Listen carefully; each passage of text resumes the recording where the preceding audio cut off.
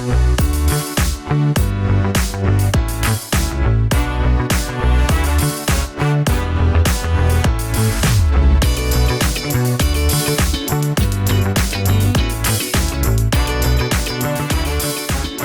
to the Hoof Fang podcast. I'm Kirt Graves. And I'm Maz Maddox. How's your week going? It's going good. Yeah? Yeah, it's trucking along. I just had my first.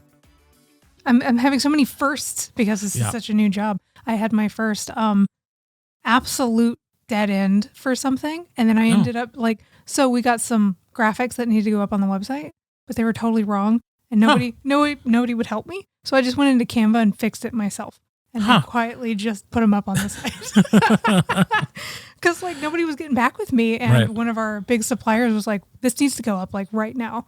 And I was like, what? Right? Well, so hey, you problem solved. And yeah, exactly. So I did the thing, told them it was fine. And then after the fact, the person who brokered the conversation was like, well, I mean, they don't dictate what's on the site. I was like, why didn't you respond and say that? Right. I thought this was a level 100 emergency because this person was so, bitchy basically. Yeah. So I pulled out some Canvas skills and patched up and threw it on the site. So yeah, I mean, I was proud of myself. It's a Band-Aid. Yeah, it's a Band-Aid. It'll work in a pinch. So, but yeah, coming off of that, I feel pretty good instead of stressed out. I feel like I was scrappy and problem solved something. Right. Even though apparently it was not as big of a deal as I thought. But yeah, other than that, pretty chill week. No complaints on my end. How's your week going? Good. Today is my Wednesday instead of my Tuesday because I worked Sunday, but I'm trying. Somehow it is once again possible for me to maybe finish everything I need to do before we leave for vacation on Saturday and not have anything to do when I get back for the 2 days next week.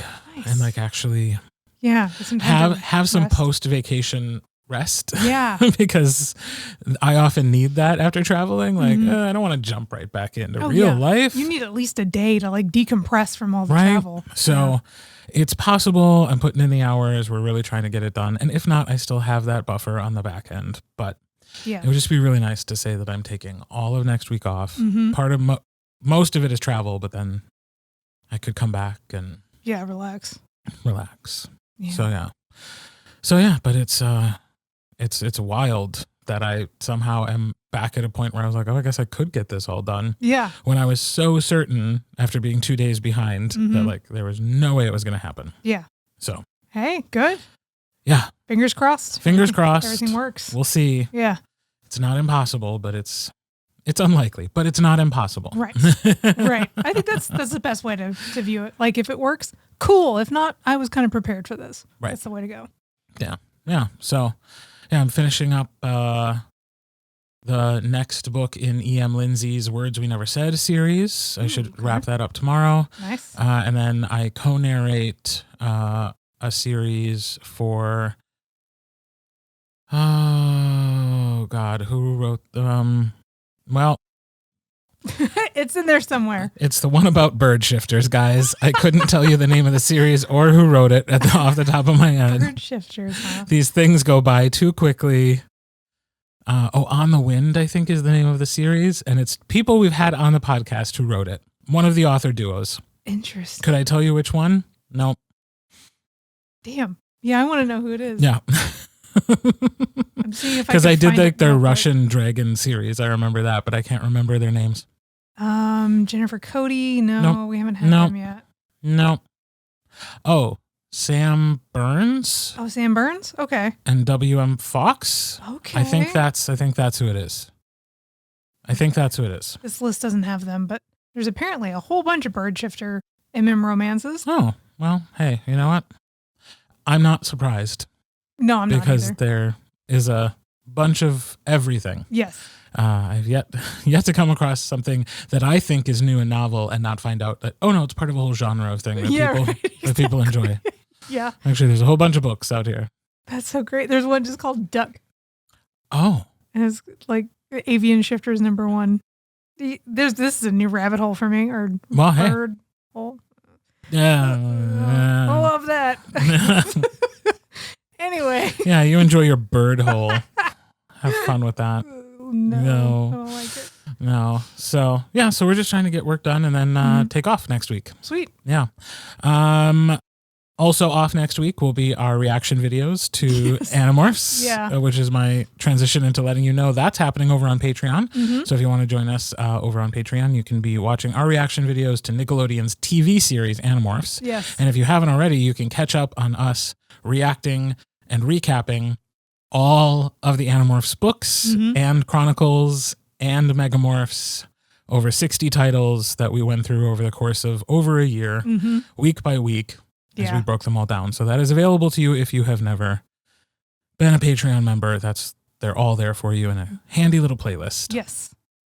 Hours and hours and hours of entertainment, and more coming with us reacting to these ridiculous, just crazy episodes when they tried to do Animorphs in the late or early 2000s, and it just was like, it's something. It was a heavy lift. Yeah, it was a heavy lift. So yeah, and then we're still doing the early shift most Mondays. Again, won't be doing it next week. We're off. We're not here. Yeah. So that's what's going on over on Patreon. Yeah.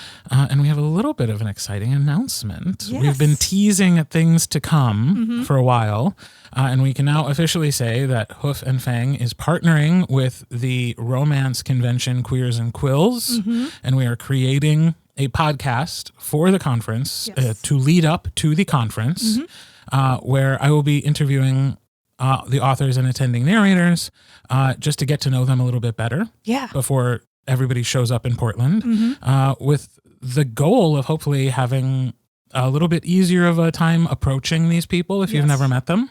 You can know a little bit more about them. You can maybe say like, oh, I heard you on the podcast. I heard you talk about this. I also love that. Yeah. Exactly. So it's just one of those. It's not a revolutionary idea. Other conferences have had official pods, but... Yeah, but this is, I agree. I think it's a great way to sample a little bit of everyone's work before you maybe buy some books. I know a lot of people are just they're doing reader challenges and stuff right now. So this is like an extra little bonus, get to know you for the authors. So I'm excited about it. Yeah. So that's coming in the near future, faster than I anticipated. But yeah, it's like, oh yeah, we're doing this because the conference is coming up in May. We will both be there. Yeah, we will. If you're going, we'll see you there. I'm very excited to meet a bunch of people I haven't met before. Same. Very excited to see some people who I have met before and get to hang out in a cool city. Yeah. That I got to spend a little time in last year, and I'm excited to go back to. Yeah, I've never been to Portland, so this will be my first. Yeah, I'm not sure how much time we're gonna have to like just get out and see things, but I'm hoping to snag a tattoo while I'm there. But we'll see. Interesting. Yeah, I'm going to try. I already reached out to an artist being like, do you have an open on Thursday? Yeah. So we'll see if it works. That'd be fun. Yeah. Cool little little side, adventure, yes. And then you can say, hey, I got this at Queers and Quills. Yeah. So do you know already what it would be? Yeah, I want to get a little skeleton beta fish because my left arm, I want to be my like series arm. So I got the horseshoe for Stallion Ridge. I'm going to get a little beta fish for Wild Contracts, and then whatever comes next. And of course, I got my little dinosaur. But yeah, you remember the name of your books, right? Sometimes. It's 50-50 Sometimes. Yeah. Oh, I don't think I told you. I have now officially been contracted to do the third book in Wild Contracts. Shit. They just now reached out to you? Just this last week. Good Lord. Okay. Well, yeah, I was going to ask if that's They got a lot to get through, but I had saved the time a while ago because I knew it was coming. So I was like, shit. It was actually a surprise when they sent me the email because I was like, wait, I've had this on my calendar for months. Yeah. And I was like, oh, that's right. I just did that. Yeah. They hadn't actually asked me to record the book yet. So I guess I'm glad they reached out before I started recording it. Yeah. In early March, because like I had saved it that time way back when the book came out and was like, oh yeah, I better put something on my calendar for when I have openings. That's ridiculous. It's such an interesting cycle. I mean, the book I just finished, the Spectral series, the Spectral Files one. Yeah. That came out a long time ago. Oh, really? Yeah. So is that another like Tantor or Podium or something? Yeah. Yeah. So I think it took them a while to reach out to me, and then it takes a while to get it on my calendar unless, well, okay. So I'm going to say this and maybe get myself in trouble, but like authors, if you know I'm doing your series through Tantor or Podium or one of those other avenues and you have a new release coming out and you want to tell me to save some time in the calendar, reach out. Yeah. Maybe people just don't know they can do that. So, right. Yeah. Like, we can both go to those places and be like, hello. Yeah. The next book is ready and he has some time on these dates. Can we make that happen? And most of the time, I bet they're willing to be like, yeah, sure. Yeah, I'm sure they wouldn't mind at all. So, yeah, you can be proactive with that. And because, yes, it sometimes does take a while. I'm sure they're going through a long list of projects to get scheduled and cast. And even the ones where it seems like it should be pretty obvious and easy who to reach out to, it can take some time. Yeah. So yeah. So anyways, that started as a conversation about us going to Queers and Quills. Yes. And also we're doing a podcast where, yes, you will get to know a little bit about all of the authors and narrators' work. We will start each episode with a conversation about their work. But then we're going to play a game, which I totally ripped off from the NPR podcast Wildcard. Excellent. But we're, with all deference to them, we are stealing their idea. Sweet. Imitation is the sincerest form of flattery. Yes. So I hope Wildcard at NPR feels flattered. But basically, I have a deck of interview cards. Okay. And I'm going to shuffle this deck. Okay. You're going to play a little game with me. Love it. So here are the rules. Okay. I'm going to deal 3 cards. Okay. Face down. Neither one of us knows what questions are on which card. Okay. And you will pick card 1, 2, or 3. Okay. And then you will answer the question that is drawn for you. Okay. So fate is deciding what you will be talking about. This is fun. Now, these are personal questions. They're not like invasive questions. Sure. Some might be simple, silly, quick, and easy answers. But if you come across one where you feel like you don't have an answer or you don't want to answer, you get one pass. Okay. In which you can turn the question around on me. Ooh. And make me answer. Okay. So I just get one, like for the whole game? You just get one for the whole game. Okay. Otherwise, you are agreeing to answer the questions that fate deals you. Okay. Ready? That's fun. Okay, yep. All right. 1, 2, and 3. 2. Question 2. If you could change one thing about yourself, what would it be? You know, this is silly as hell. I don't like my laugh. Interesting. Yeah. I think it sounds like loud and ridiculous. Like, especially if it catches me off guard and I really start to laugh. Do you scare yourself? Do you surprise yourself? Yeah, it's like it's always just louder than I expect. And it just is like this boisterous, cackly, weird laugh. Is it a Trixie Mattel bird call? Kind of is. It is? Yeah. Are you? Yeah, it kind of I like make a squawk noise where like I think it sounds like a Teddy Roosevelt laugh. Like just, it's ridiculous. Huh. And I don't like it. So. I haven't noticed that your laugh is ridiculous. Well, that's good. And I feel like I would. I think you'd be like, you need to dial it down. I feel like it's a conversation we would have had before now. I think so like, too. wow, that laugh. That's a lot. Have you tried maybe not doing that? Yeah. So I don't know that you have that much to worry about, but I'm going to listen for it now. Yeah, now that you're cognizant of it. And we all are. Everybody listening to this is going to be like, oh, yeah, gosh. By the way, because Maz is an attending author, we will be playing this game for the Queers and Quills podcast as well. Yeah, so who knows what happens if you get the same question? That could be funny. Yeah, I'll forget the fucking laugh and say something else. I'll try to use a different deck. Okay. But, all right. So well answered. Okay. Another round. 1, 2, 3. 1. Question 1.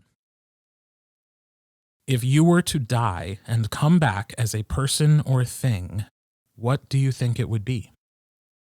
I hope it's a dog. Like a real fun, stupid dog. That's what I would want to be. That's like the only answer, right? It really is, man.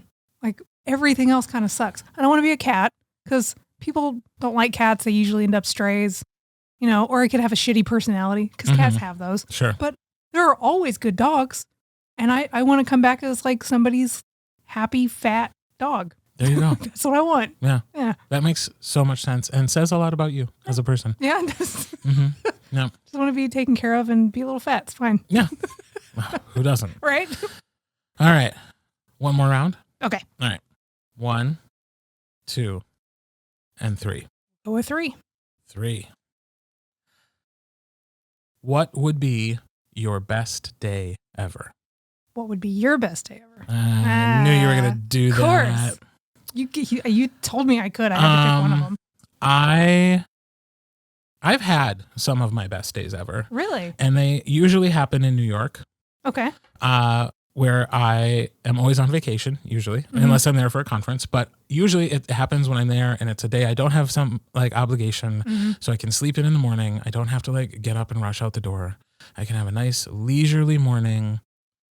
When I feel like it, go to like a corner bodega and get like a bagel sandwich for breakfast, get like bodega coffee, and then just be ready to go see a show in the afternoon, have some great meal, go see another show in the evening, get some cheesecake, go to bed. Love it. It's like... That does sound like a good day. It's a really great day. It's hard to imagine having a better day than being on vacation in a city I enjoy visiting, seeing great art that I love, eating great food. And you know what? If I can see some great people at any one of those events, go with them to the theater, eat dinner with them, that is all even better. Yeah. But even alone when I've done it, it's a great day. So that's my best day ever. I think our best days are pretty aligned because mine, I don't know if I could capture a specific moment of a good day, but I think it would be very similar because while you were talking about that, I was like, I think one of the better days I've had was when I got to like stroll around New Orleans, listening to like the street jazz, having Cafe Du Monde and just absorbing that atmosphere. Yeah. So yeah, I think mine would probably be a travel destination like that. Just enjoying the atmosphere and not really having like a set plan. Yeah. Yeah. Yeah. I love that. Yeah. Great. So you have that and so much more to look forward to when I do a bajillion interviews for Queers and Quills that people just keep signing up. And I'm like, oh gosh, there's a lot of people. That's exciting. So there's a lot coming to you. We will announce more. Watch this space once like the actual feed is available and the channel is set up and all of that. We will let you know. But for now, just know that you have that to look forward to. And if you have any questions for a specific author or narrator who you see as attending Queers and Quills that you want me to ask them, email me or email us at hoofandfangpodcast@gmail.com. And as long as it's not too off the beaten path. Right. Yeah, we can't ask them for their home address or anything, guys. Right. I will happily ask authors questions that are submitted by you guys, our listeners. Let that be an extra perk that you get as people who already listen to our podcast. Indeed. Love that. All right. That's it for this episode, except we did recently have the chance to chat with a couple of MDs. We did. Yeah. No, not medical doctors. Authors with the initials MD. We talked to both of them on the same day. And this week we are chatting with MD Grimm. MD Grimm decided to become an author in the 2nd grade. Working by day and writing by night, she enjoys embarking on romantic quests and daring adventures and creating characters that always triumph against the villain, finding their soulmate in the process. And she writes a lot. My God. A lot. I'm very, really respectful of this author. Like, she blew me away with how much stuff she gets done. So this is our conversation with MD Grimm.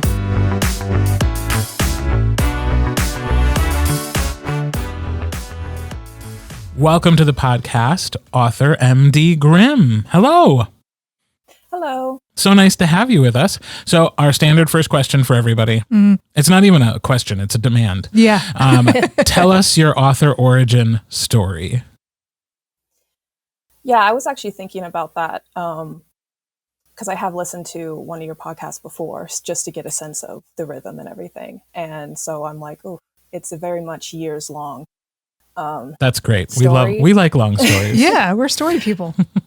So it honestly started when I was in the 2nd grade. And we had this really funny assignment that we had to write a story, which of course was probably like a page. And we had a list of words we needed to use in that story. And I don't know why, but my little brain was like, I love this. I love this so much. And so then anytime after that, any creative writing project that came across my desk, I was just so excited to do. Whether I got a good grade or not, it didn't matter. I was just having so much fun. So then in middle school is when Harry Potter was really big. So then that, I was already a reader, but that really made me want to read. That made a lot of us want to read. Yes. But I think the biggest push for me to be a writer, to really try for it, was in 2001 when the Fellowship of the Ring movie came out. And I discovered Middle Earth and everything that I didn't know existed. We were at a mall with my mom and my sister's like, I want to see a movie. And we're like, let's go see this one. Not knowing anything, not knowing it was 3 hours long, but I did not notice it was 3 hours long. I loved it. I ate it up.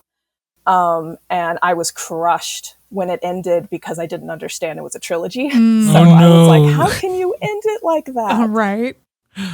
And there's my mom going, I think I have the books. And you should have seen my face just whip around. And I'm like, there are books? So you're telling me now? Yeah, right. You've been hoarding this information. So you can guess which books got stolen from my mother and hoarded away as I read the entire Lord of the Rings. It's not stealing if it's family. It's just reappropriating. Yeah. Exactly. Perfect. And thankfully my mom's also a reader. She was not having a problem with, she was like, here you go, have fun. So yeah, that kind of became a lifestyle. I have the Silmarillion, several versions. I have The Hobbit, Lord of the Rings, the 12 volumes of Middle-earth. I have all the different, and all the new ones coming out. And I just got for Christmas the Tolkien's Poems and Songs 3 volumes over his entire lifespan. Wow. All the ones that he wrote. It's a beautiful collector set and thrilled. So yeah, so I can tell you that's Tolkien really was what pushed me to wanting to actually write and create my own world, because his expansive universe was just mind-boggling. Yeah. So how long did it take before you had produced, it doesn't even have to be like a full novel, but something that you put out into the world? So that was in 2011, I think, was my first book that I published with an actual publisher. It wasn't very good, but first books. Yeah, they rarely are. Honestly. They are. But it kind of opened that door, which I always appreciate. And I still love the book very much. When I got the rights back, I ended up rewriting it completely because it was a shorter novella. Nice. So it was easy enough to just rewrite it from beginning to end and republish it. Cause I'm like, if people are going to pay money for this, I really want to get my best foot forward kind of thing. Yeah. And it's only for 99 cents now. So I'm like, I'm not asking for much. It's a very simple You're getting 99 cents worth of rewriting. Exactly. So. Yes. But I'm very happy I did that. And when I got rights back for a lot of my earlier works, I ended up rewriting them and republishing them just for my own, regardless of anyone else. It was for my own desire, because I have a little bit of perfectionist in me, and I've grown so much as a writer, I think. So then going back, I know how to fix it. I know how to fix things. So interesting. What was that first novella? It was called The Giant's Friend. Okay. And I really love it though. I do appreciate it, but it is kind of looking back going, oh goodness. This was a friends to lovers. Ah, so, nice. Okay. So the giant was more than a friend. Ah. Well, he was he was the son of a half giant. So he had the prejudice of people against giants and stuff. So, and he had berserker rage he had to get through. And so he had a best friend who was basically keeping him on the straight and narrow. And they ended up both joining the army and then getting stuck up on the encampment in a mountain pass and just kind of staying there because there was a war between two kingdoms, and the mountain pass was the no man's land. So then at that point was when they're grown-ups, they're adults, they've gone through the army, they've been friends for decades, and now they're actually taking the risk to be well, I think we feel more about each other than just friendship, and we kind of dancing around this for years. Life or death, how about actually giving it a go? Yeah. So. That's really awesome. It sounds strangely cute. Yeah, that right? May not be, it's odd all to the say war cute. and stuff, but yeah, it does sound very with all the war and stuff. With all the war and death. If it wasn't for all of that.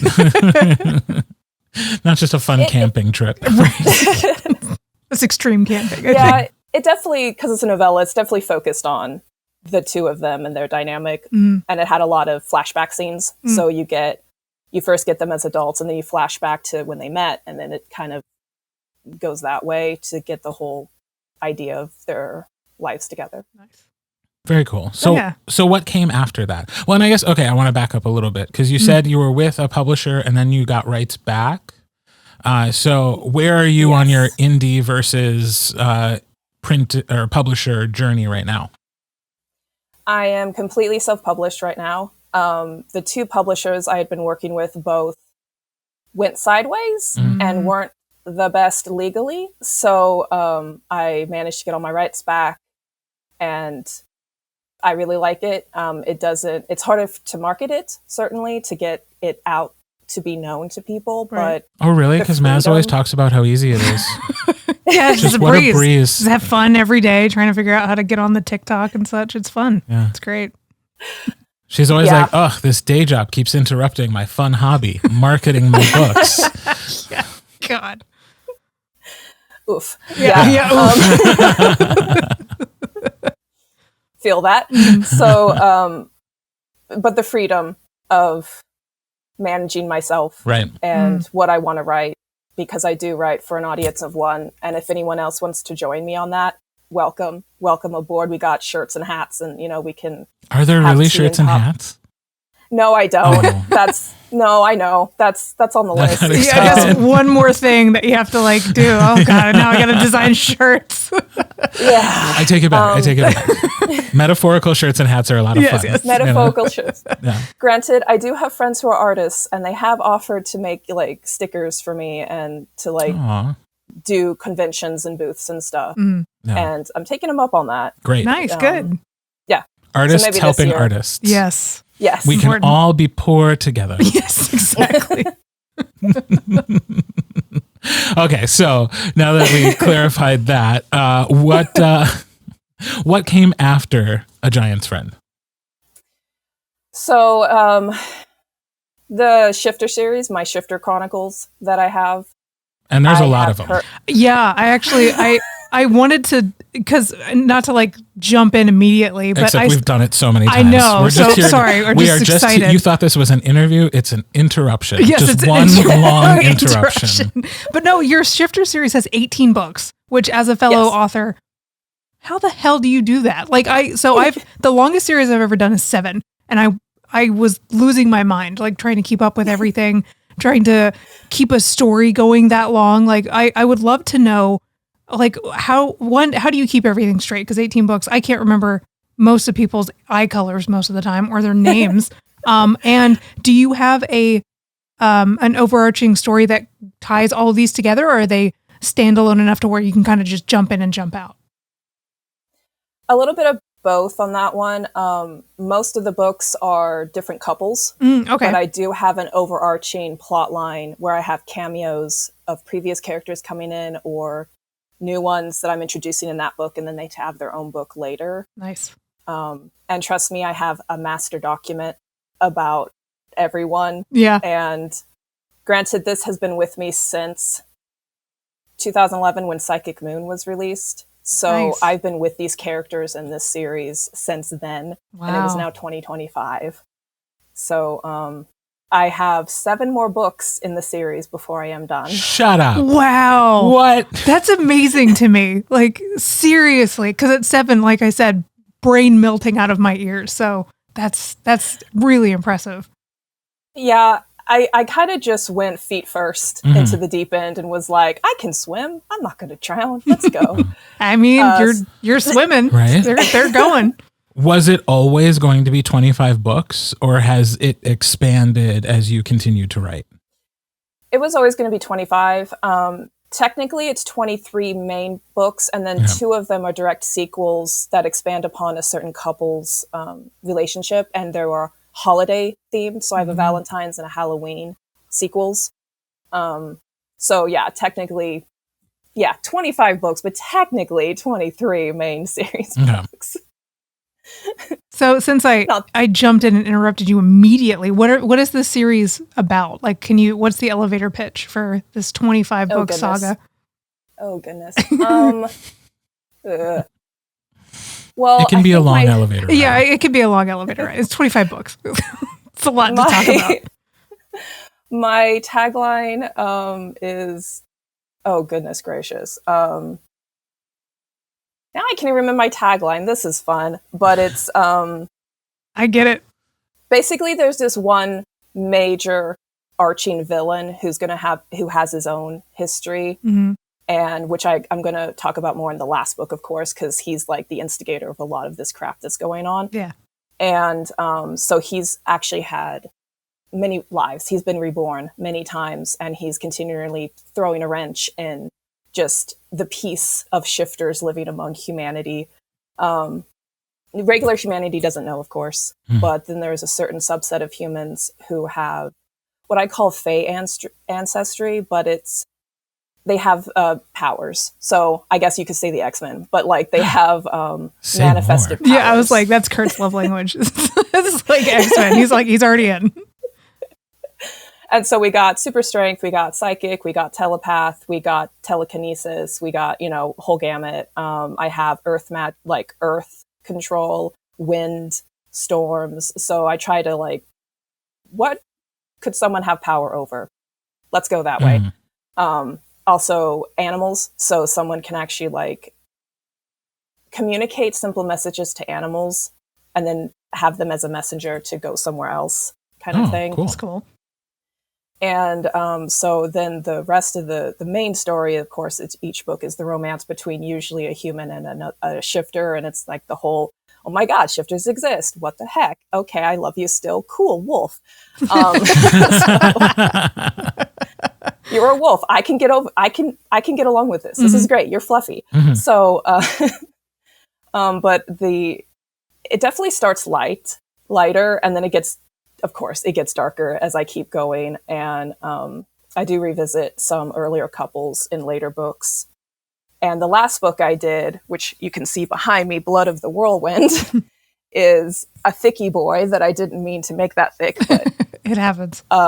It's basically dealing with grief and loss and holding tight together with friendship, community, and pushing back against prejudice.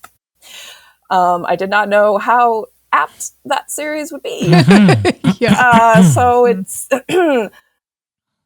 so it gives me hope. It's definitely when I write books about the darker themes of life, I really try hard to be. There is that light at the end of the tunnel. We can get through this. Everyday heroes making small little changes, small little actions that can bolster other people in their community. Yeah, that's the only way I can write dark themes is having some sort of undercurrent of this won't last. We can keep going. Yeah. Are the stories set in a contemporary setting, or do you have your own world building? Most of them are contemporary. I do have 3 that are, only 3 currently. There will be others. 3 currently that are historical. So one of them is 1700s England, and then the other one is 1800s, the Old West, Wild West in Colorado. And then one of them's in the 1970s, but it's about a scuba diving team, so they're mostly in the water. And that one has a shark shifter, which I thought was cool. Yeah, that is cool. There needs to be more marine. Wolves. Yeah, I was like, there needs to be more marine shifters. Those are always so much fun to me. I think they're cool. Yeah. And also to think about a shark and then having them in the human form, sharks are very different than mammals. They're just, so it's like, what personality would they have? Yeah. So that was fun to play with. Very cool. So I was actually, when you signed up to be on our podcast, I recognized your name because a long time ago, I used to do reviews for Queer Sci-Fi, and I had read the Ruby Lost and Found and reviewed it for their website. And and nice. I was like, this is the same person. It's got to be. So I went and looked, and I was like, oh my God, it is. And I wanted to talk a little bit about that series because I read the first one, and it was so funny. The whole super evil mage, and then the over the top hero that comes in, the banter and everything was fantastic. But yeah, can you talk a little bit about the Stone of Power series? Because the first one was A+, so great. I'm so glad you think so. Thank you so much. Also, FYI, I love your books as well. Oh, thank you. So yes, that one probably more than all the rest is very close to my heart. Yeah. That one was the third book I wrote and published in 2012. And Morgoth is, as one of my friends describes him, as a little bitch, but they love him so much. And I'm like, it's the funniest thing. That wasn't my intention. I did not mean to make him just this like, ooh, so goth and dark and, kind of thing. I'm so evil kind of thing. I didn't mean to do that, but it turned out great. Yeah, so. I was like, I mean, that's the same kind of vibe. And I think that's why I liked him so much, is because he's such a little bitch. And I was like, I love this dude, like immediately. So there's going to be 13 books in that series. And I just published book 9. Nice. Or just published in the last couple of years, book 9. But I'm currently pausing on it right now because I do have book 10 written and edited and everything. I just need to get cover art and all that stuff. But I'm like, I'm pausing. And then I have 3 more books after that. And these are the critical, like 3 books conclusion to this whole saga and everything. So I'm like, I really want to take time and probably write them together before and make sure everything's tied up and everything's good before I publish them. And you can see them behind me too, from here to here.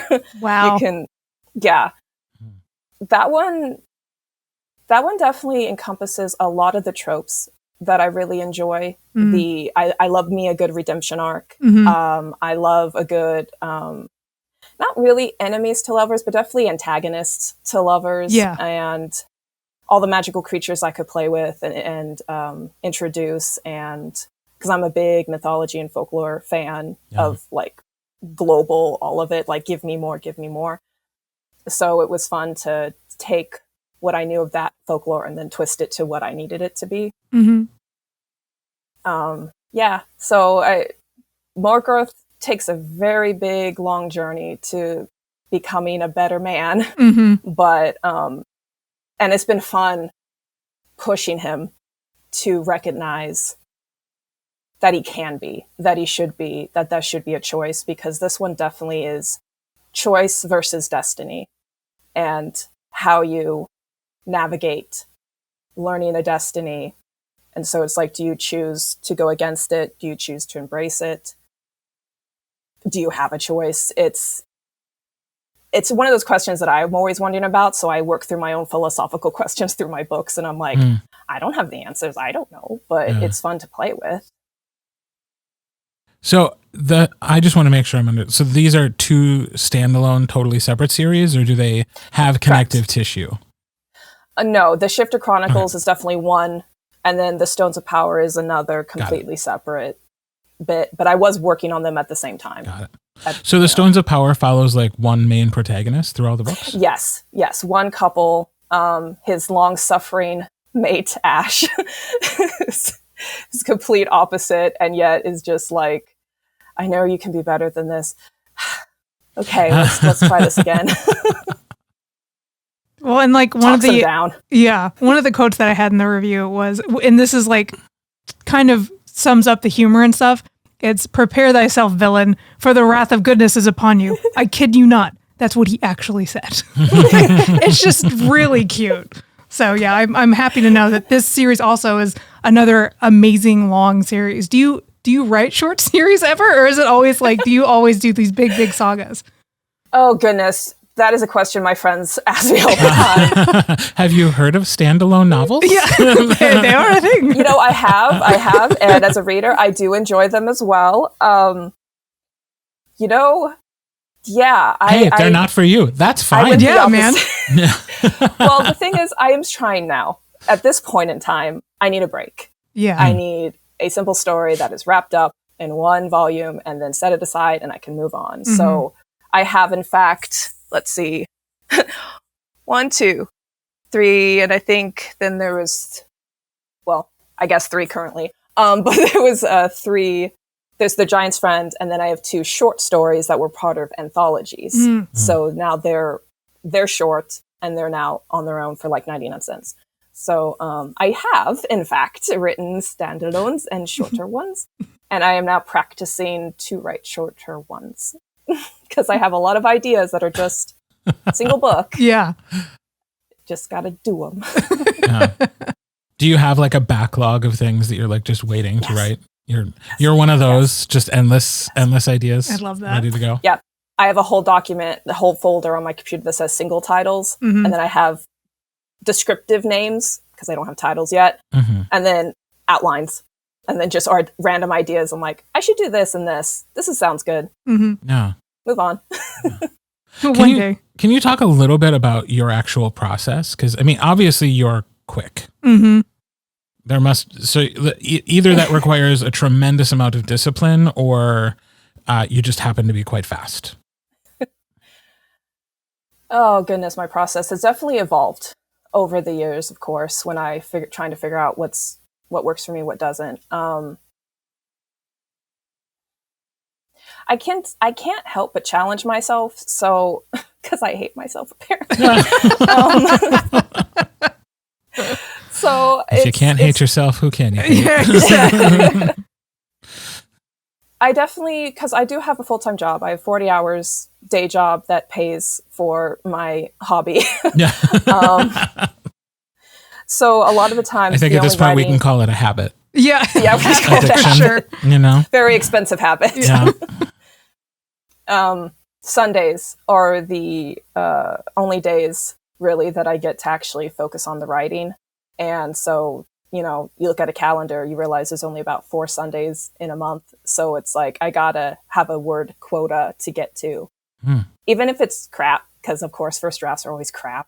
But as long as I get something down, at least 5,000 words. On a good day, I can get around 8,000, which is fantastic.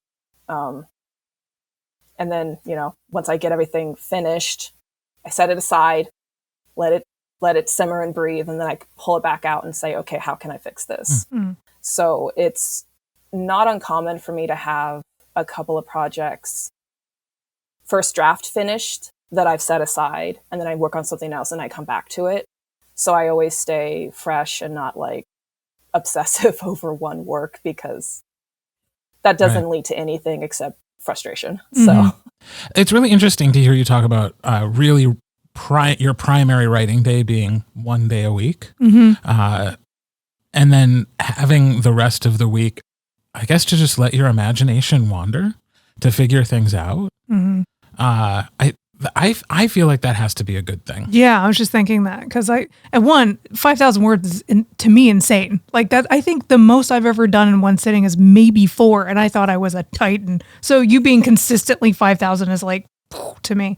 But yeah, I right now I'm in a point where I don't really have time to write. Like my brain is completely at capacity through the week. But so I feel like I'm like, oh my God, if I'm not writing every day, like I'm failing in some capacity. So, you know what I mean? So just having that one, like really like, this is the day I'm going to put all of that brainstorming power into it, like pointing at like one day to just like knock it out. Well, and we've talked about this, that like actually sitting down and writing, or write, you know, depending on writing or writing version, you know, type. For people who are just listening to the podcast, I did typing my hands and then writing hands.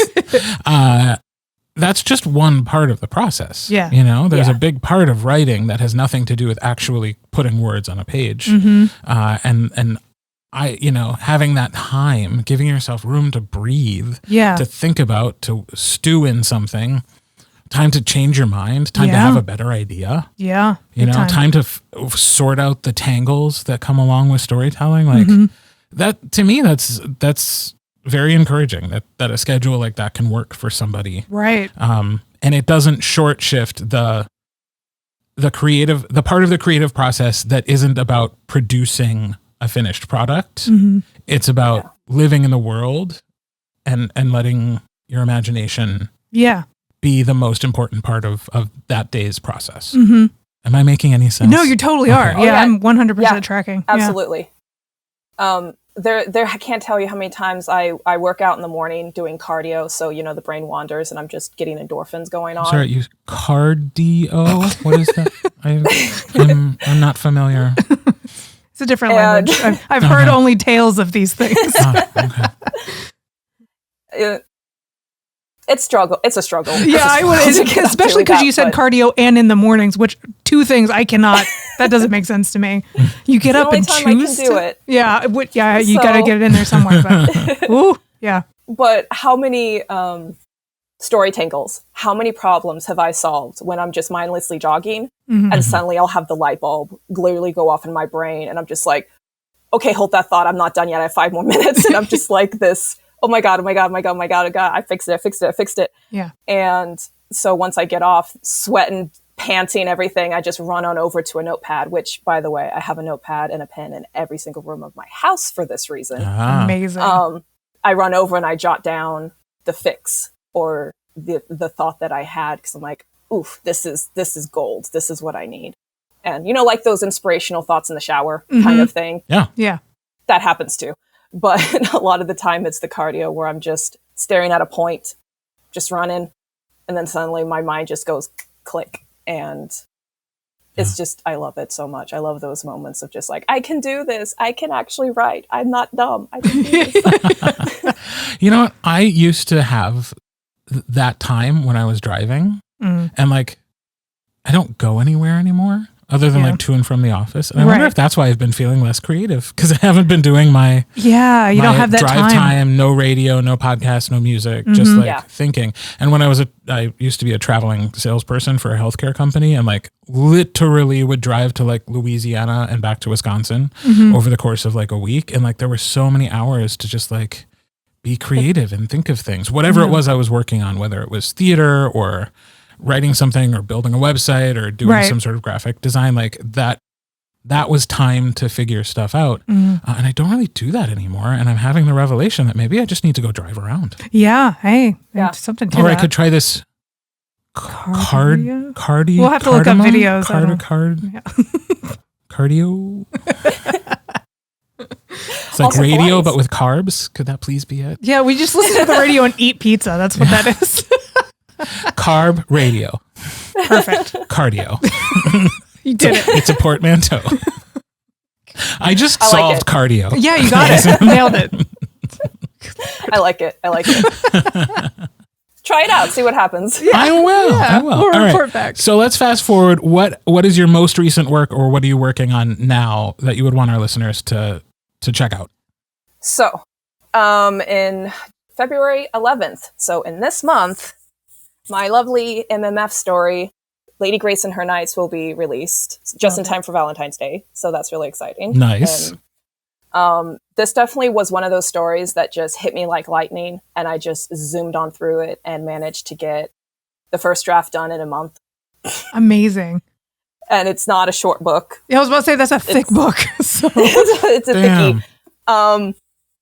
So yeah, that was one of those that just, I knew the characters, I knew their voices, and I just wanted to get their banter. I wanted to get their like back and forth, the tug, pull and tug and everything. So that one was such a relief, such a nice, just cleansing, just palette cleanser from the series that I've been working on, because a lot of them have gone darker.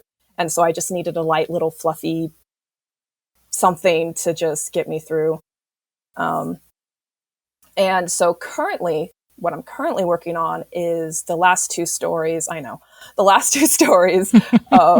the On Wings saga. So I have On Wings of Passion and On Wings of Thunder. And so the next two I'm hoping to figure out this year. And so then I can publish them next year. And then that's just a 4-book series that I'm really excited to get finished. That's amazing. Very cool. Yeah, only 4 books. Only 4 books. Only 4. That's she tiny. said she was working on it. I know. Yeah. We're going to talk to you again. You're like, remember when I said it was 4? Now it's 35. Well, granted, I also have a trilogy. What I call Lance, but Warrior's Redemption. So that's basically just one freaking long story, but in a trilogy. Yeah. And this year is its 5-year pub-anniversary. Oh, so that's happy really pub-anniversary. Happy pub-anniversary. And because I can't stop, I'm writing a companion collection of stories to the finished trilogy. Naturally. As you do. As you do. So hoping to release that this year is a little help celebrate the 5 years. That's very cool. That is really cool.